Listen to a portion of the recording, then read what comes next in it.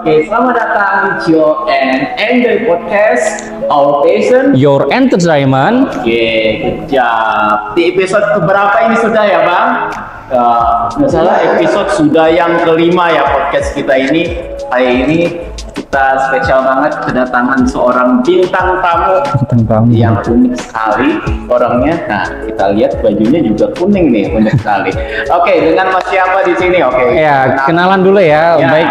Ya, baik. Bismillah. Saya di sini gua baju ya. Baju apa? Jaket kuning ya.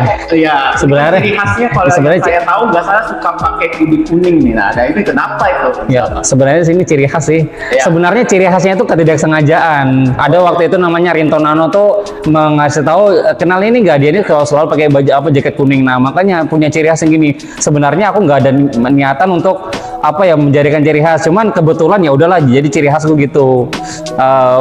Singkat cerita, dulu itu aku tuh jaketku tuh kalau udah hilang hancur gitu. Nah iya, jadi aku tuh sama salah satu orang itu aku pergi tuh bingung nih mau beli jaket apa lagi nih, karena kalau nggak pakai jaket dingin. Biasa kalau kita ngumpul di kafe-kafe itu kan ada AC-nya kan. Nah makanya aku tuh nggak bisa juga yang dingin gitu kan, jadi pakai beli jaket lah. Sekilas jalan gitu ngelihat ada yang yang di mataku bagus ya aku beli ya, terus aku pakai terus lah karena itu aja jaketku. Iya, jadi itulah misalnya sejenis kayak itu ya, jaket keramat ya istilahnya. Jaket keramat. Misalnya yang kamu pakai terus ya sehingga menjadi ciri khas. Iya itu, jadi memang ya itu sih sebenarnya kalau aku baju-baju kan biasa-biasa aja gitu kan. Jadi rata-rata kan aku lebih suka pakai baju kaos. Aku ya, nah itu makanya kalau kaos kan kurang enak kan. Aku pun pakai kemeja tuh nggak suka gitu loh. Seandainya nih kamu pakai hoodie yang lain, nggak. Apa sih perasaanmu? Kan bisa ada selain hoodie kuning nih, hoodie merah nih apa? Biasanya kalau ndak yang abu-abu sih biasanya itu. Cuman aku lebih cenderung kalau misalkan ada di undangan bikin video lebih ke sih ciri khas. Biar orang-orang lebih mudah memahami aku. Oh, berarti itu sebagai ciri khas. Iya. Oh ya, aku kira SpongeBob ini. Betul. SpongeBob ala Samarinda. Oke, kita kenalan dulu dengan Mr. Majid. Iya, Majid ya. Oke, bisa kenalan dulu dengan para pemirsa siapa sampean. Oh iya. Mulai konten gimana? Baik. Saya biasa dipanggil Majid ya, mungkin di kalangan Samarinda mungkin ada sebagian orang tahu ya yang dulu konten kreator yang suka bikin video ya, yang selama ini vakum, yang dulunya itu vakum hampir 5 tahun dan ini udah mulai aktif lagi ya. Dan teman-teman juga mungkin yang sudah subscribe lama dan follower lama mungkin sudah tahu kalau memang aktif lagi ya. Jadi di sini aku di sini sebagai konten kreator yang suka buat video. Memang dari video yang lama banget dari tahun 2016 sampai 2019 itu videonya kan lebih kecenderung ke random ya, entertainment ya, ada komedi, di situ ada vlog, di situ ada film pendek. Nah, cuman yang sekarang ini juga udah beda. Oke. Awal mula konten tuh kapan? 2016 itu aku lupa bulannya, cuman ya itu tahunnya segitu. Kontennya pertama kali ingat ya? Ingat banget. Oke, pertama kali kontennya itu adalah perkenalan Majid ya, perkenalan Majid. Videonya aku arsipkan. Ya, nah perkenalan Majid di situ kenalkan diri, bagaimana menyampaikan bahwa videoku tuh kedepannya apa sih gitu kan, apa aja ini videonya nih. Jadi situ aku kenalkan diri di situ. Oh, jadi perkenalan nih, aku Majid seorang konten kreator. Iya, suka bikin video, membawakan video ini yang nantinya. Iya gitu. Hah? Biasanya banyak kan? 1000 aja kok. 1000 dikit itu. Viewers. Oke.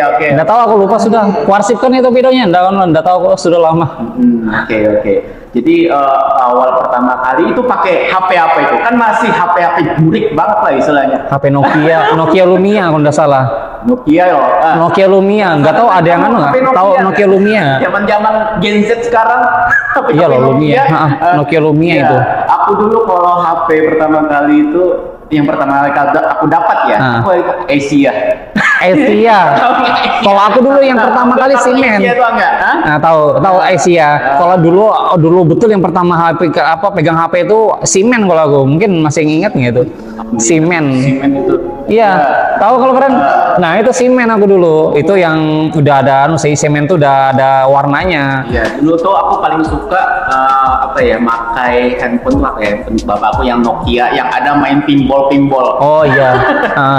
Gitu nah. Ya, bagus. Kamu gimana? Suka nggak main-main gitu tuh? Suka. Dulu bahkan aku dulu terbilang gamer juga. Wah, gamer.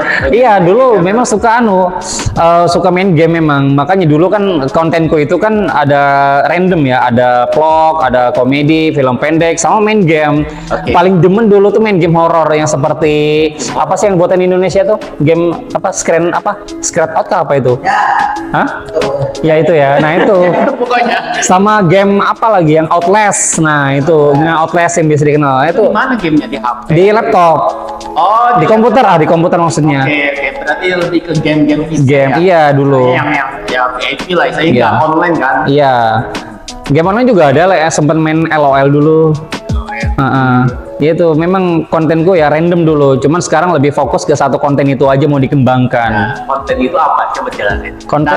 Kan gini ya, yang aku lihat sih dari konten kamu, ini satu hal banget ya. Kalau di dunia dakwah, misalkan biasanya konten-kontennya mungkin seperti kayak coach agama, ataupun kayak ceramah-ceramah. Nah ini nih untuk khusus di Samarinda ada hal-hal yang unik yang bisa disampaikan oleh si Majid. Dia menggunakan media dakwahnya dengan berkomedi. Nah itu gimana tuh? Kok bisa sampai berpikir seperti itu tuh, membawakan agama dengan komedi tuh? Gimana? Jadi gini ya, saya pernah dengar salah satu ustadz yang saya ikutin, beliau berkata gini ya, pesannya gini.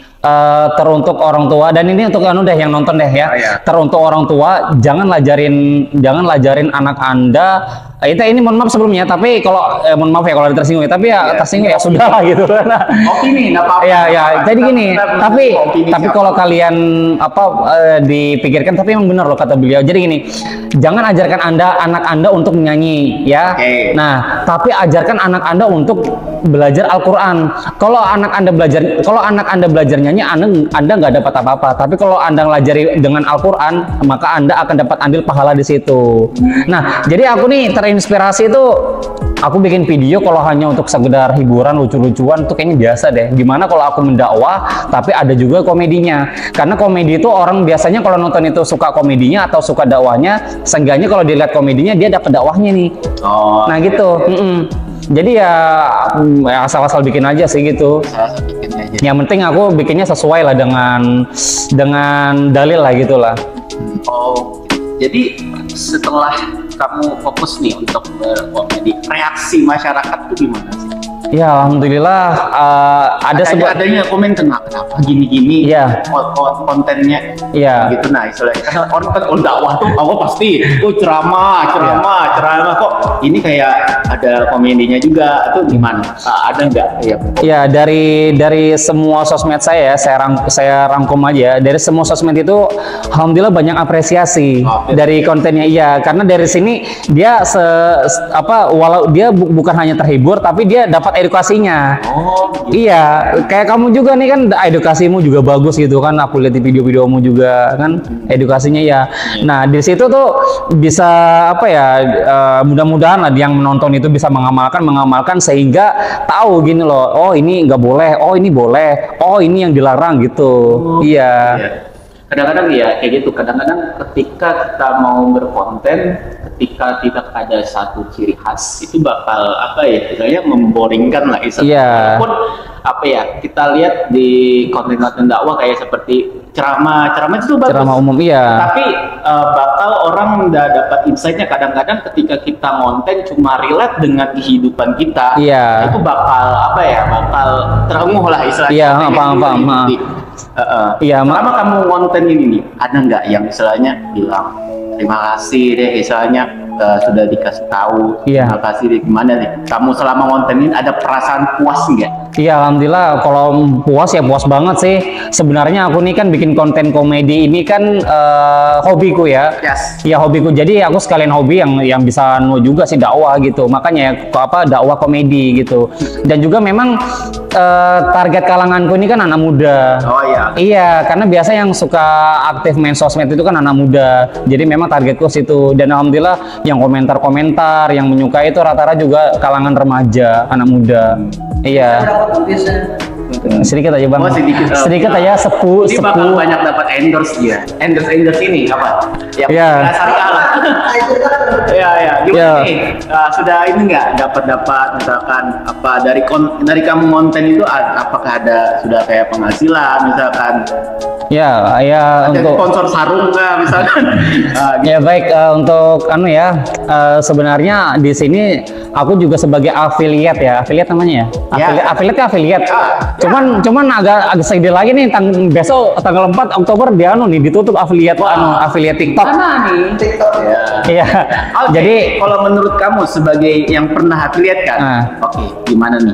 Belum ada yang beli. Belum ada yang beli, jadi nggak dapat komisi. Ya.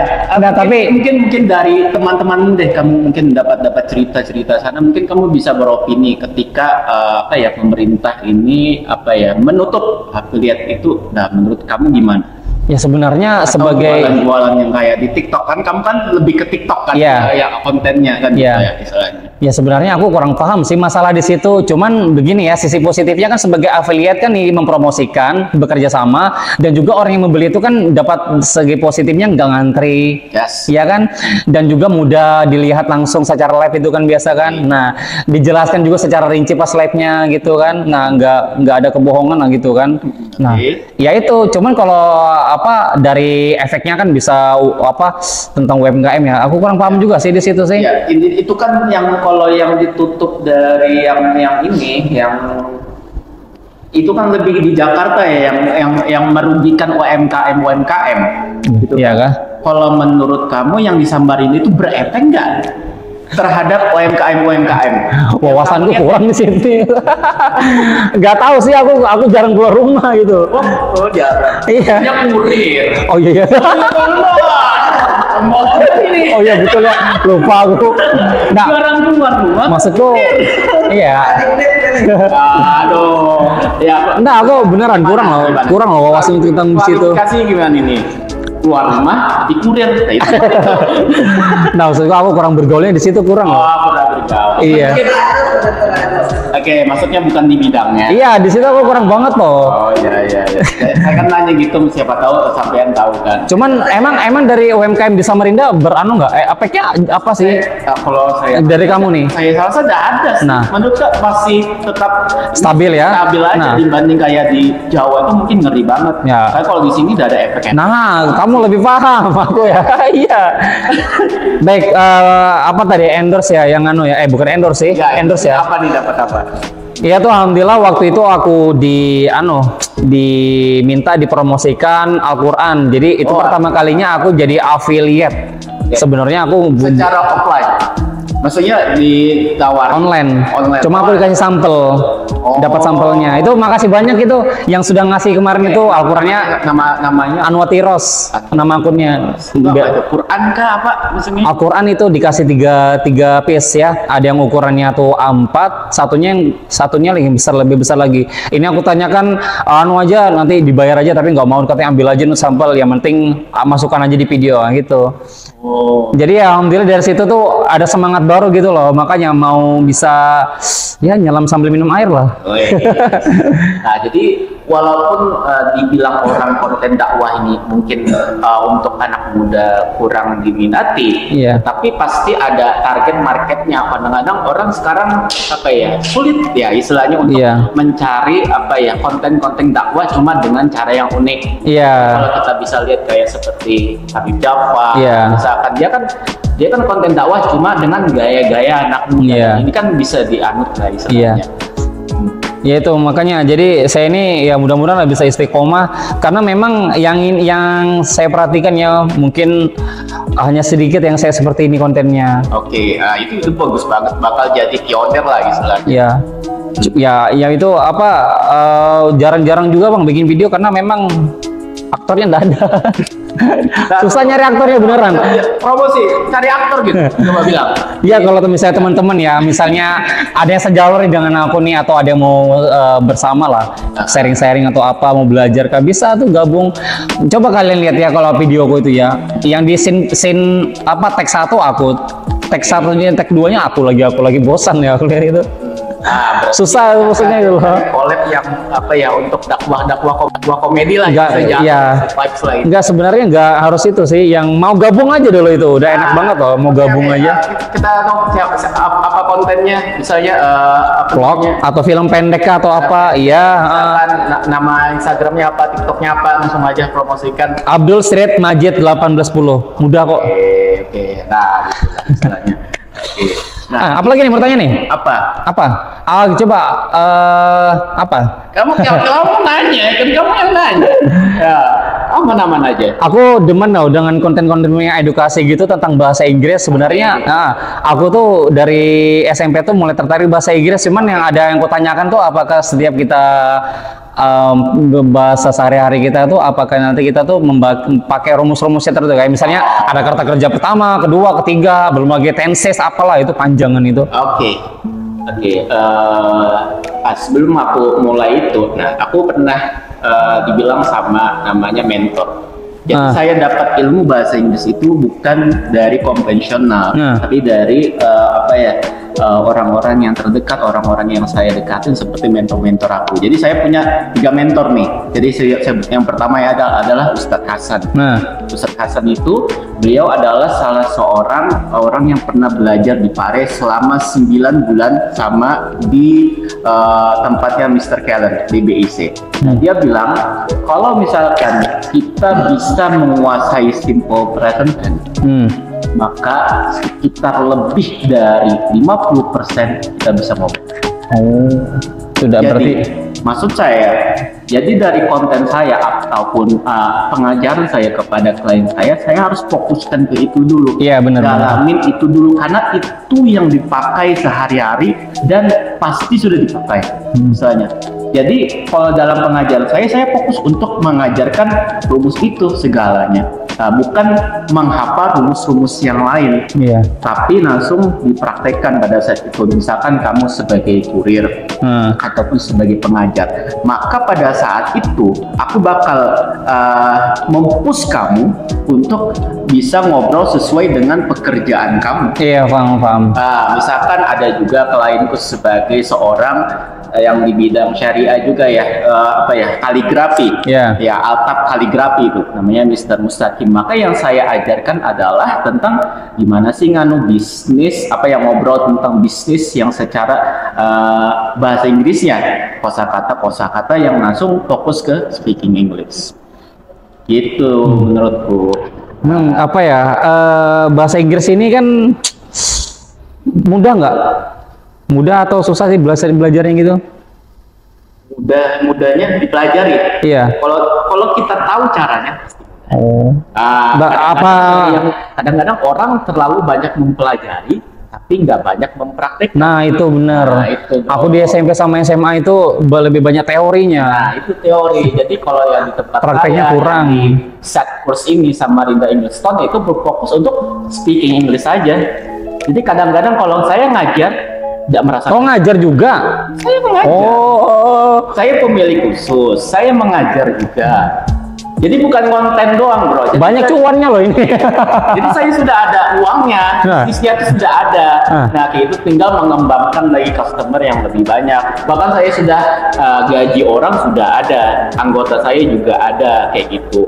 Bertahap lah istilahnya. Jadi kadang-kadang menjadi profesional bahasa Inggris dengan menjadi pembisnis bahasa Inggris itu is two different. Oke. Sangat beda sekali. Jadi saya seperti itu. Luar biasa sih. Iya. Selain bahasa Inggris apa lagi nih? Ada bahasa asing lagi nggak yang bisa gitu? Arabi. Hah? Arabi. Oh, Arab juga. Oh. Mana bisa aku bahasa Arab sembarangan. Itu tatakallam al-lughatul arabiyyah. Apa nih aku nggak ngerti. Oke, jadi saya bisa juga bahasa Arab di situ. Kenapa saya bisa bahasa Arab? Karena kalau menurut saya bahasa Arab itu adalah lughatul Quran. Iya benar. Jannah walughatul Nabi Sallallahu Alaihi Wasallam. Iya. Kayak gitu. Karena saya niatkan ya untuk itu dulu. Tetapi saya bakal berpikir bahwa bahasa Arab ini jangan sampai cuma untuk akhirat doang. Iya. Ini masih permasalahan apalagi yang ada di Samarinda, karena dia bahasa Arab cuma untuk anak pesantren. Iya. Yang lain nggak mau gitu, atau yang umum deh untuk upgrade speaking Arabnya. Iya. Kayak gitu menurut saya. Makanya ya mudah-mudahan kedepannya anak-anak pesantren ataupun bisa jadi inisiator untuk mengembangkan bahasa Arab itu bukan cuma untuk akhirat doang, tapi next kedepannya untuk dunia juga, bisnis. Makanya saya ketemu kemarin sama ini delegasi Arab, Qatar. Makanya ketika kita bisa ngobrol nih, kalau kita ngomong bahasa Inggris doang, maka pada saat itu masih ada dinding, kayak itu, ya kan? Tapi kalau ketika kita bisa bahasa Arab juga dengan orang Arab, maka tembok itu kan pecah. Iya, paham. Nah, itu artinya dia welcome, senang. Gimana? Tatakallam al-lughatul Arabiyah lah.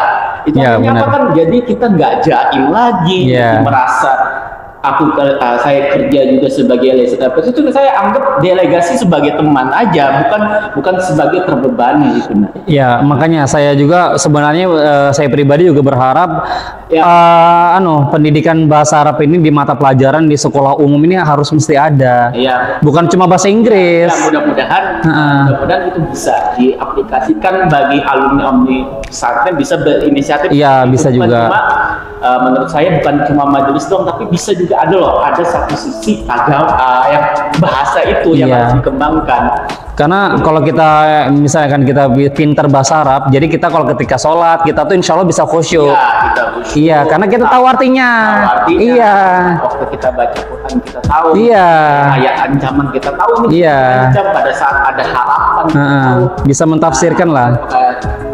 Di dalam Quran kan kita bilang inna ma'al usri yusra wa inna ma'al usri yusra. Kalau kita nggak tahu tuh nggak paham. Tapi kalau kita tahu kan artinya sesungguhnya Allah memberikan kemudahan bersama kesulitan. Iya, jadi motivasi itu padahal kan. Itu pada saat kita tahu artinya nggak bakal lebih enak saya menjalani. Kayak gitu. Sebenarnya diaplikasikan seperti itu, lebih luas lah bahasa Arab. Makanya ada di buku saya, waktu saya mengabdi di pondok itu, saya ngabdi. Oh, pondok juga? Iya. Pondok juga ya, Berawan?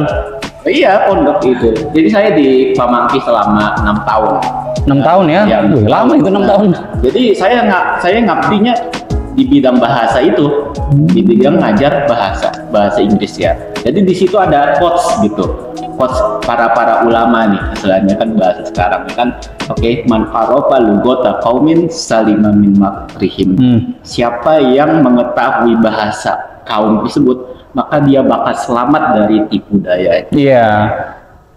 Bukan masalah tipu daya lagi, bahkan bisa menguntungkan untuk kalian kalau misalkan kalian bisa berbahasa. Iya, tuh pentingnya ilmu itu sudah. Gitu. Kulihat kamu nganu itu aja, ilmu ini ya. Ilmu-ilmu apa namanya, kayak apa ya, nano jin lu kah? Apa sih? Ya, tentang perukiahan ya? Ya, perukiahan. Aku nggak tahu nih utamanya. Nah, itu gimana tuh, kok bisa ceritanya nih? Aku mau tahu dong gimana. Baik, sebelumnya saya selama vakum dari konten kreator itu sempat ikut komunitas sana sini ya, termasuk komunitas perukiahan yang ada di Samarinda. Jadi memang perukiah itu saya sarankan kepada teman-teman ya, mau tentu kaum muslimah, tentu kita ini sebagai umat Islam ini wajiblah belajar ilmu ruqyah karena itu penting. Jadi banyak kasus-kasus yang misalnya ada yang kesurupan gimana nih gitu kan. Nah, apa yang ada saya bikin video tuh jangan buang larangan membuang air panas ke toilet yang ke kloset. Ya itu juga ya memang itu nggak boleh gitu. Kalau kita mau buang air panas itu baca bismillah dulu supaya jinnya tuh keluar. Jadi kamu dapat ilmu itu dari komunitas yang di situ. Perukiahan. Namanya QBS, Quran Based Solution. Berapa tahun? sudah ikut komunitas? Kurang lebih setahunan aja, mau dua tahun, anggaplah 2 tahun, kurang lebih 2 tahun aja. Sudah bisa praktik ya? Insya Allah. Saya pernah itu enggak? Kamu kan sudah ikut komunitas, sudah ikut pernah praktik, pernah nanganin enggak orang yang kena jin? pernah. Gimana tujuannya?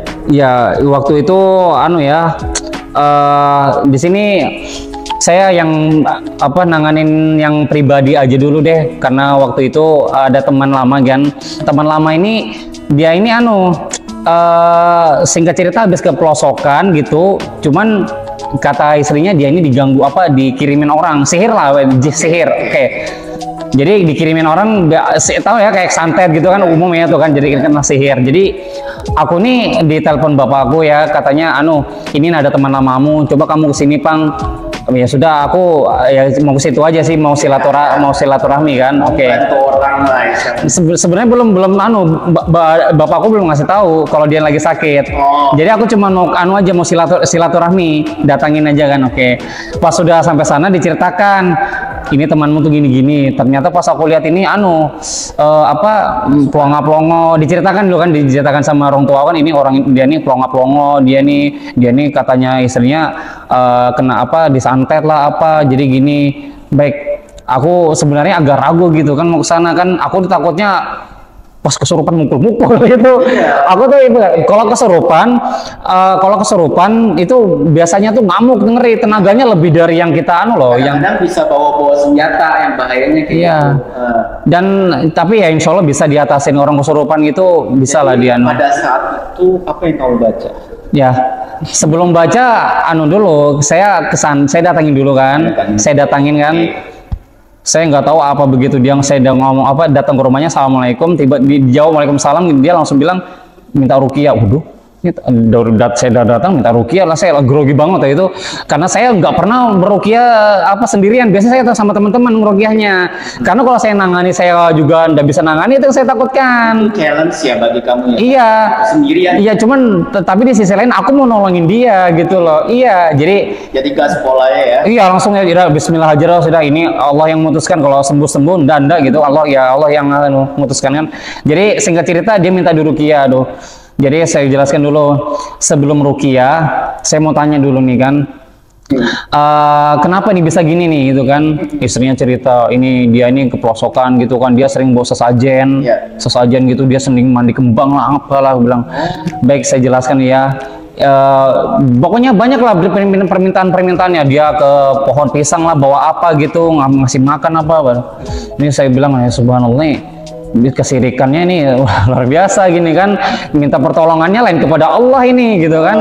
Jadi syirik banget. Iya, dia kan mau minta ilmu kebal. Iya. Jadi dia tuh singkat cerita dia tuh mau minta ilmu kebal dengan dikasih syarat yang begitu. Jadi efeknya seperti itu. Iya, jadi dia ini kayak gini kan. Saya tanya sudah berapa lama ini, kurang lebih sebulan. Saya lihat tuh ya Allah, saya sedih loh. Pelongo tuh kayak orang jiwanya itu bermasalah. Jadi saya bilang, ini sudah ke rumah sakit kah? Sudah. Gimana hasilnya? Nggak ada sakit.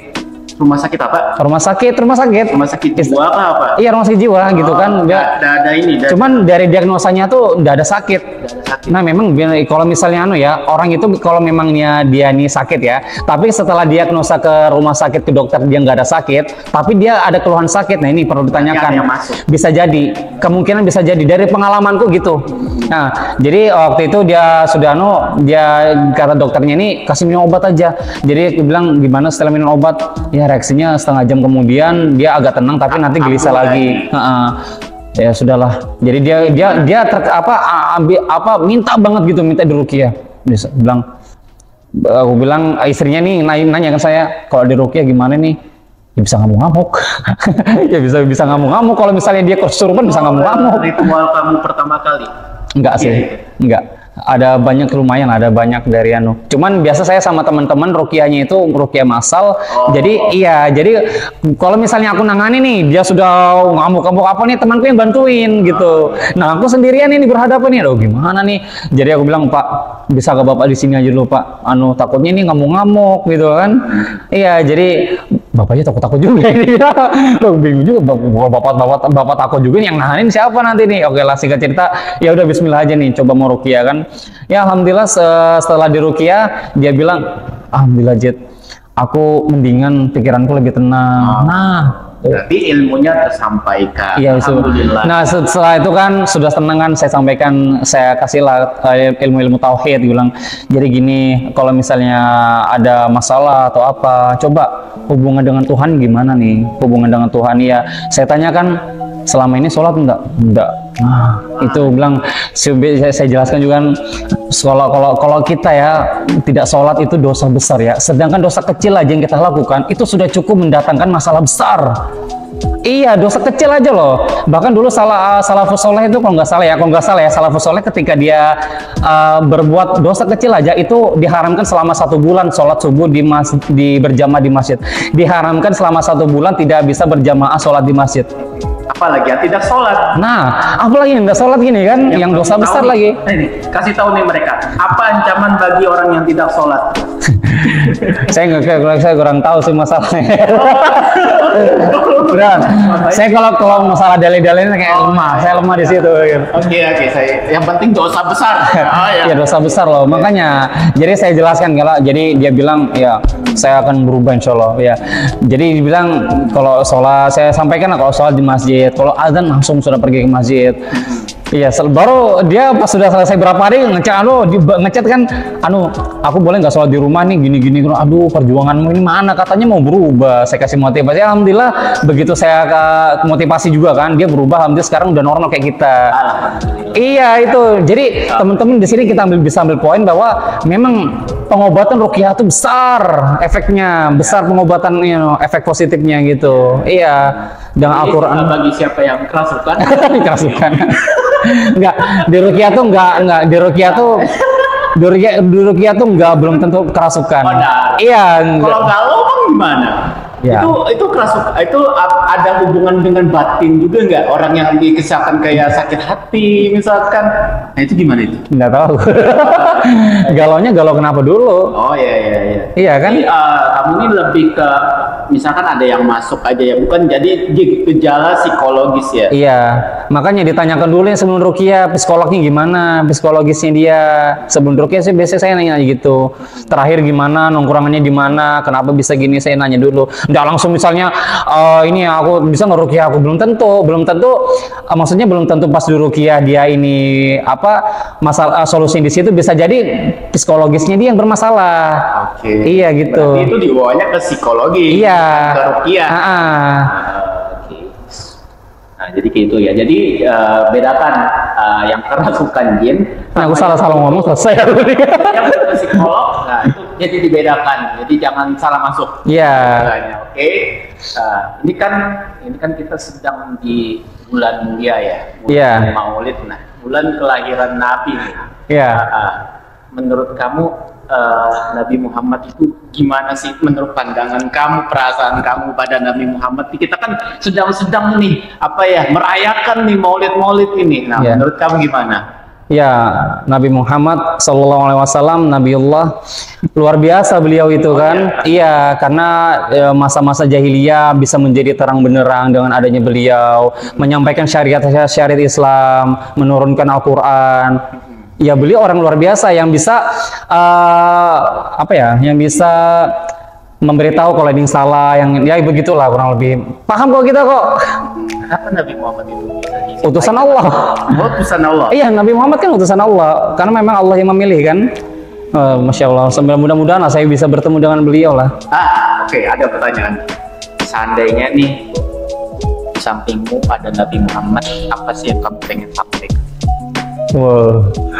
Saya akan berterima kasih banget ya kan sudah menyampaikan dengan dari ajaran beliau saya mengerti mana yang tidak boleh, mana yang boleh gitu. Dan beliau kan jasa beliau kan sangat-sangat beliau rahimahullah ya beliau sallallahu alaihi wasallam, maaf salah ngomong tadi.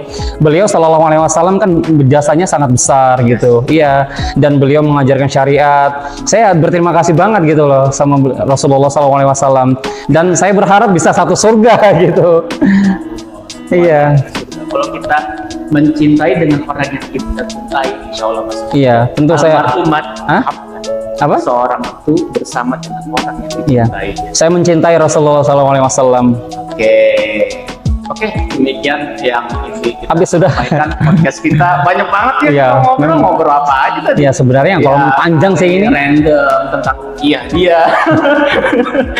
tentang masalah kuliah, tentang perjalanan itu kuliah ada kontennya. Oke, kita tutup dulu ya. Thank you banget untuk bisa menyaksikan podcast kita ini. Oke, kita tutup dulu ya.